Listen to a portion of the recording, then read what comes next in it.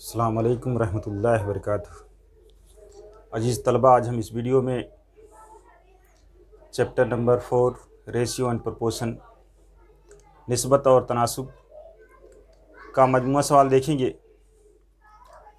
इसमें हमको मजमूए सवाल का मतलब होता है कि जो पहली एक्सरसाइज सबक की पहली एक्सरसाइज से लेकर के आखिर एक्सरसाइज से ताल्लुक़ रखने वाले सवाल जो हैं इसमें मिलते जुलते हैं। अगर आप एक्सरसाइज के सवाल आसानी से कर ले जाते हैं तो इसमें कोई दुश्वारी नहीं है। मजमूआ सवाल भी आप आसानी के साथ कर सकते हैं। कुछ सवाल लास्ट वाले जो होते हैं, एक आध दो स्टार वाले जो होते हैं, उसमें थोड़ा सा दिक्कत हो सकती है, और बाकी सवाल आप एक्सरसाइज के सवाल अगर आसानी से कर लेते हैं तो उम्मीद है कि आप मजमूआ सवाल प्रॉब्लम सेट के भी सवाल हल कर सकते हैं। आइए इसका दूसरा सवाल देखते हैं। पहला सवाल जो है MCQ का है, वो आप खुद से करने की कोशिश करिए और उसके आंसर जो है किताब में जो दिए गए हैं वो तकरीबन सही है। सवाल नंबर 2 है इसका, दर्ज झेल दी हुई अदाद की जोड़ियों में पहले अदद की दूसरे अदद से निस्बत को मुख्तसर तरीन सूरत में लिखिए।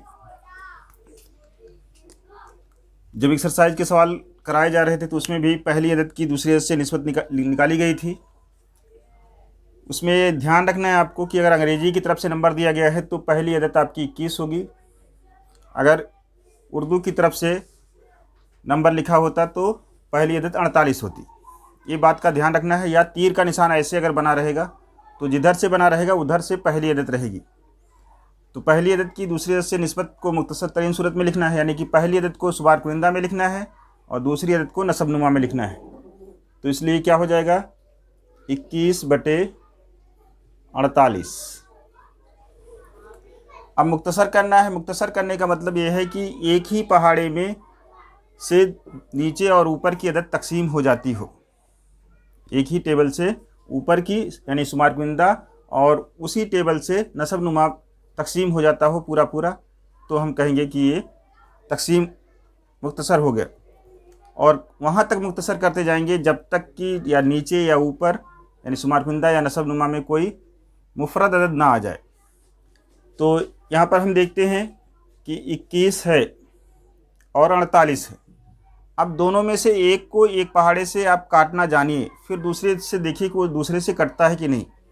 देखिए 21 है, 21 3 और 7 के पहाड़े में आता है, 3 × 7 होता है। अब 48 या तो 3 के पहाड़े में आएगा या तो 7 के पहाड़े में आएगा, तभी मुख्तसर होगा, और बाकी किसी पहाड़े से मुख्तसर नहीं होगा। अब 48 को अगर 3 से तकसीम करेंगे तो 3 × 1 = 3, 6 बचेगा, 1 बचेगा, 18 हो जाएगा, 3 × 6 = 18, 3 से तकसीम हो जाएगा 48। या यहाँ पर ऐसे अलग से करके आप 48 को 3 से देख सकते हैं, क्योंकि हमको पता चलेगा 21 3 और 7 से कटता है, तो या तो 7 से कटेगा या तो 3 से कटेगा।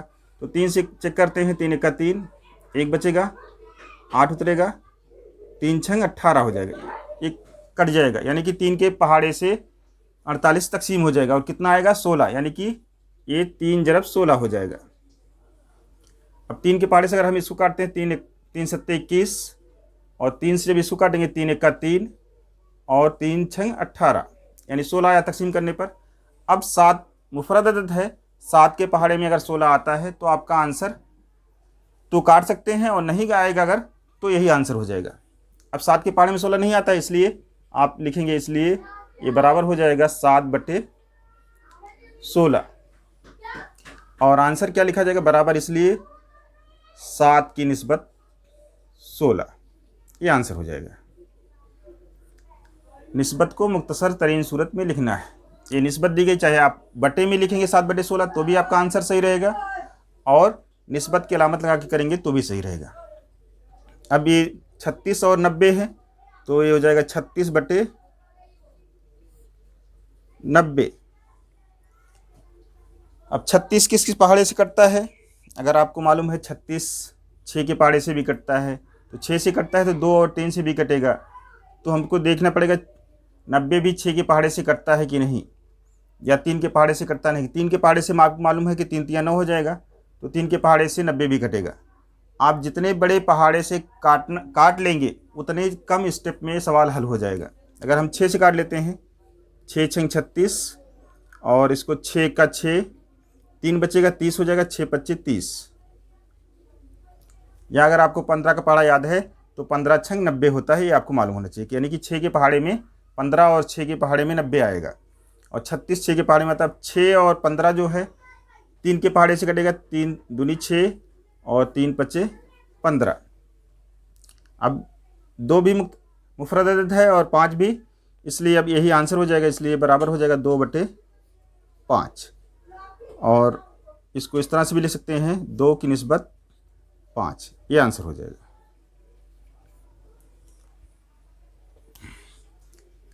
फिर इसके बाद आपका 65 और 117 है, तो इसको लिखेंगे जब, तो ये बराबर हो जाएगा 65/117।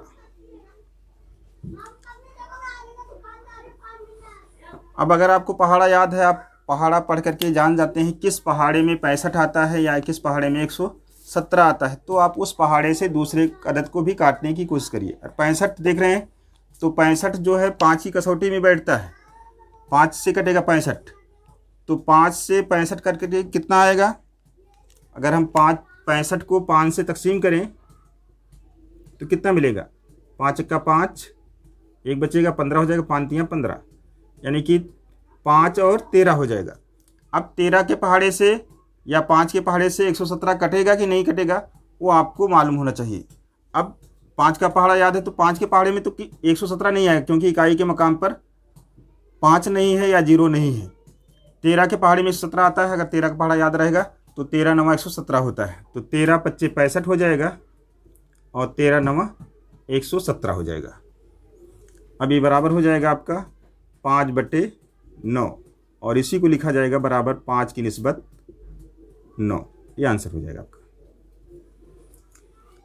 फिर इसके बाद 138 और 161 आता है, तो 138/161 आ जाएगा। अब 161 या 138 किस पहाड़े से कटेगा? दोनों में से कोई एक को हम तय कर लेंगे। देखिए ये 2 के पहाड़े से कटता है, 2 के पहाड़े से कटेगा तो कितना आएगा? 2 छंग 12, 2 9 18, कितना आएगा? 2 छंग 12, एक बचेगा 2 9 18, 69 आ जाएगा, यानी कि 2 9 2 ज़रब 69 हो जाएगा। फिर अगर इसको हम 69 को काटेंगे तो 3 से ही कटेगा। कितने से कटेगा? 3 से, तो कितना बनेगा?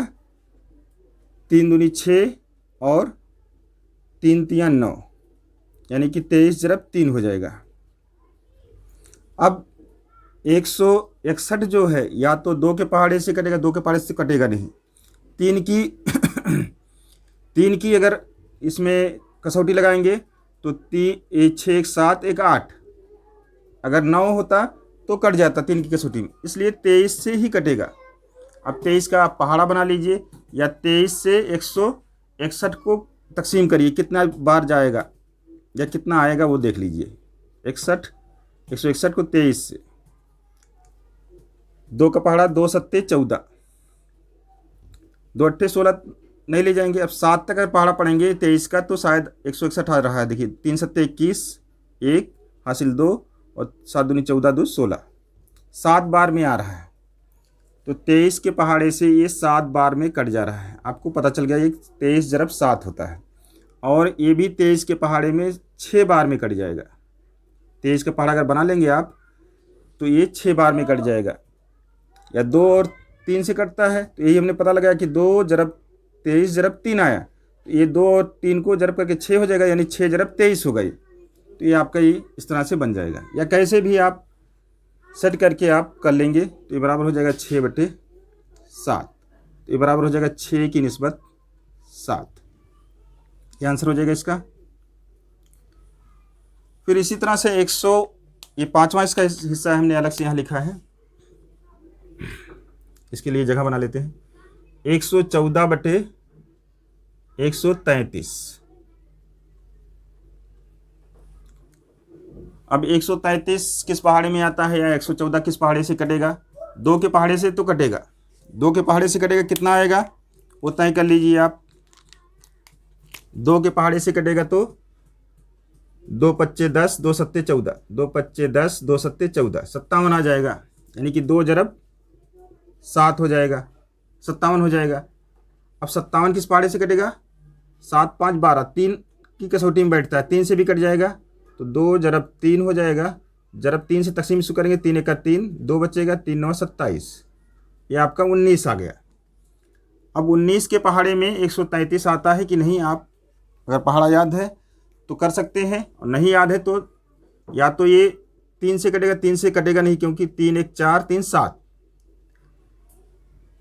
मजमुआ तमाम अदद का मजमुआ, हिंदसों का मजमुआ जो है 3 के पहाड़े से कटने वाला रहेगा तो 3 की कसौटी में बैठेगा, ना 2 की कसौटी में बैठ रहा है ना 3 की कसौटी में बैठ रहा है, इसलिए 19 से कटेगा। तो आप इसको लिख सकते हैं कि ये आपका हो जाएगा 6, 19 के पहाड़े में 6 बार में चला जाएगा, 114 आ जाएगा, 19 छंग 114 और 19 सत्ते हो जाएगा। आप पहाड़ा पढ़ेंगे 19 सत्ते 133 हो जाएगा, 114 में 19 जमा कर लीजिए, आपका 133 आ जाएगा, तो ये 6 बटे 7 हो जाएगा। या 19 का पहाड़ा बना लीजिए, 6 बार में 114 आ जाएगा, 7 बार में 133 आ जाएगा, तो ये 6 की निस्बत 7 हो जाएगी, ये आंसर हो जाएगा। इसका तीसरा सवाल देखते हैं। इस तरह का सवाल एक्सरसाइज में भी किया गया है, बस सिर्फ थोड़ा सा आदात बदली हुई है, तब्दील है, जुमले तब्दील हैं, और यही सब निस्बत जो है पूछी गई है। दर्जेल निस्बतों को मुख्तसर तरीन सूरत में लिखी। पहला कहा गया है दायरे के निस्फ कुत्र और कुत्र के दरमियान निस्बत, तो क्या हो जाएगा? निस्फ कुत्र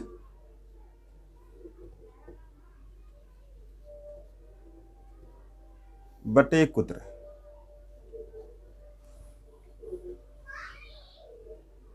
निस्फ कुत्र की अलामत क्या है? R, और कुत्र की अलामत D, ऐसे भी लिख सकते हैं।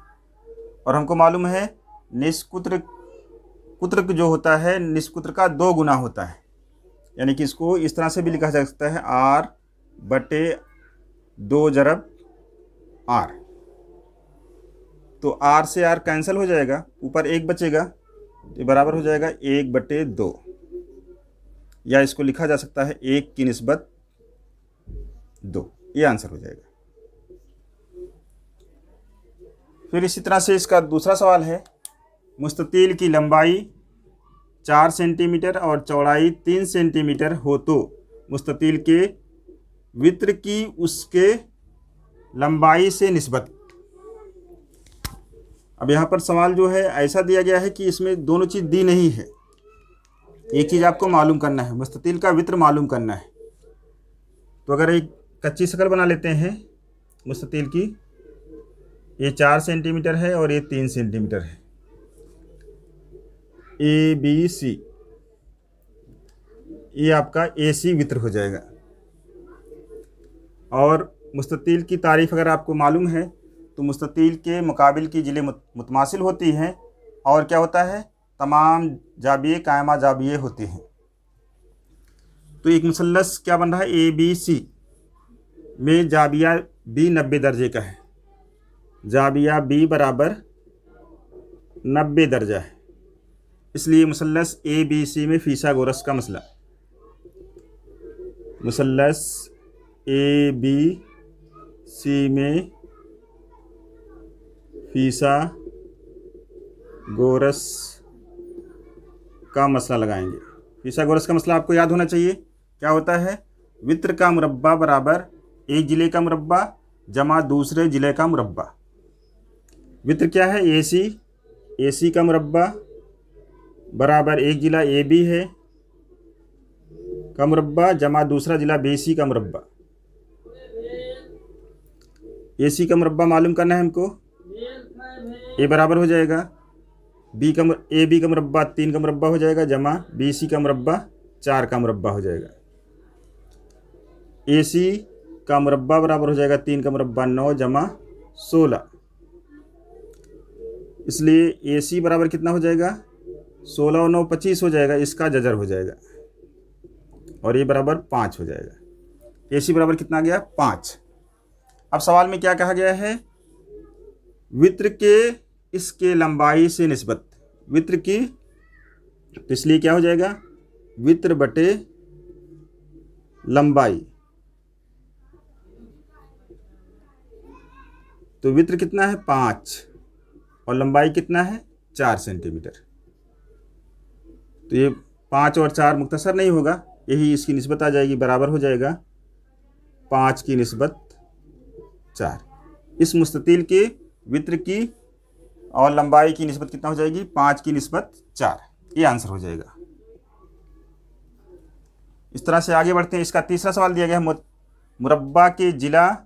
मुरब्बा का जिला 4 सेंटीमीटर हो तो मुरब्बा का अहाता उसके रकबे की निस्बत।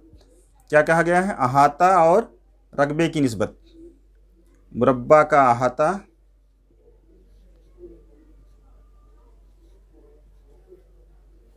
बटे मुरब्बा का रकबा।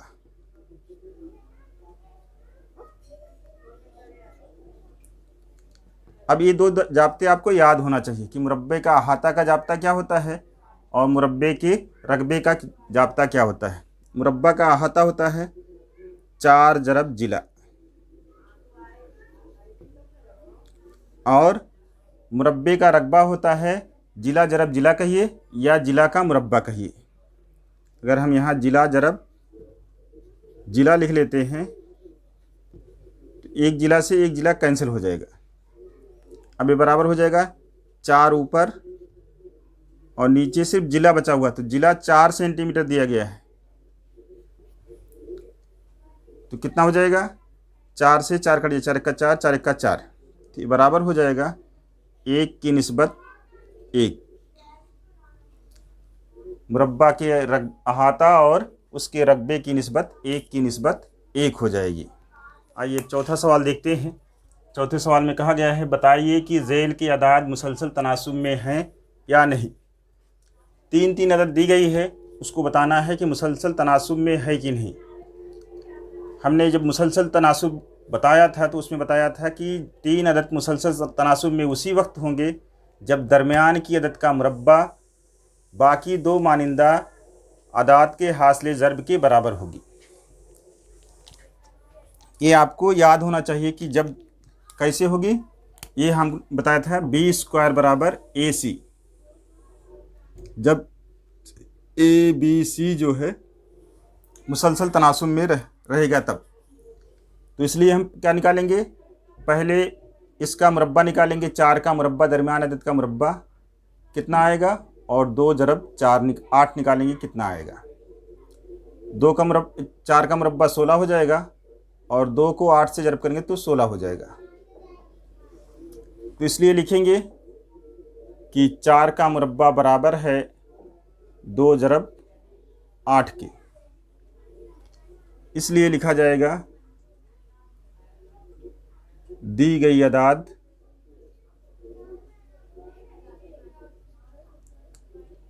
मुसलसल तनासुब में हैं, या लिख दिया जाएगा 2, 4 और 8 मुसलसल तनासुब में है।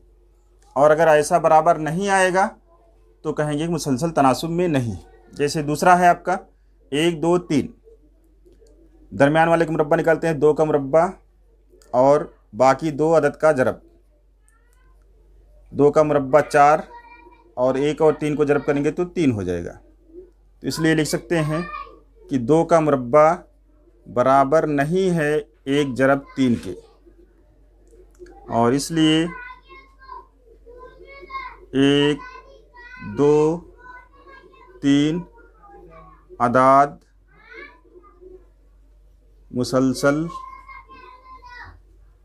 तनासुब में नहीं है।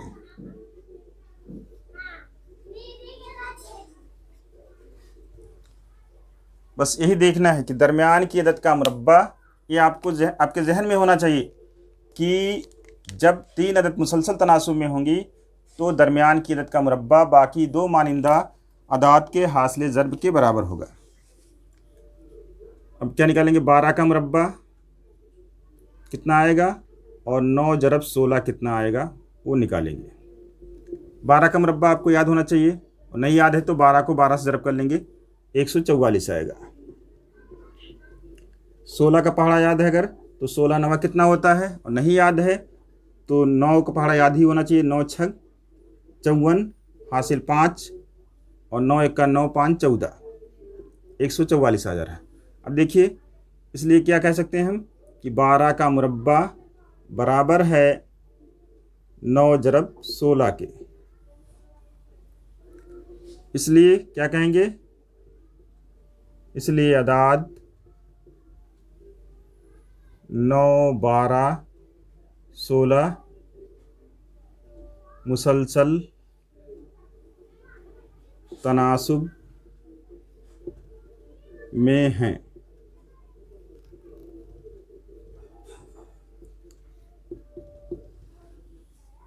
आप आंसर कैसे भी लिखिए, इस तरह से जुमले में लिखिए, इस तरह से किसी भी तरीके से वो आपका सही माना जाएगा। अब 3 5 और 8, 5 का मुरब्बा निकालेंगे 25 और 3 ज़रब 8 लिखेंगे, 3 अट्ठे 24 से 8 3 24 हो जाएगा।